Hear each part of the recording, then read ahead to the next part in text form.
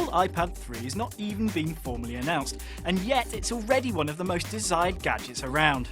After the success of the iPad 2 and the growing power of the App Store, you might be forgiven for thinking it's going to be a tough task to improve on the current iPad, and yet we've come up with some suggestions of things we would really like to see in the iPad 3. First up is an improved display. The Retina display that we saw in the iPhone 4 is truly stunning, and although we don't really predict that the next iPad will have the same kind of pixel density as a phone screen, we are hoping for a big boost in the iPad 3. A second improvement for the screen would be for Apple to make it a little less shiny. In some conditions, the iPad can be more useful as a mirror than a screen, and although the company appears to have a bit of a fetish with polished finishes, we'd like to see a less reflective display.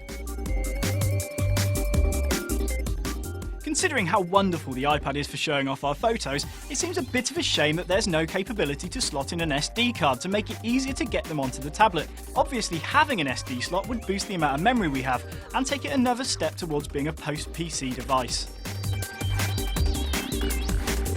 Thunderbolt is a new port found on MacBook Pros, and it brings a massive step forward in terms of high-speed data transfer.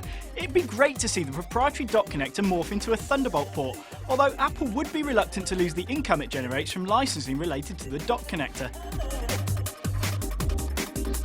Last, and very much not least, we'd like to cut the cord to our computer once and for all, and have over-the-air activation.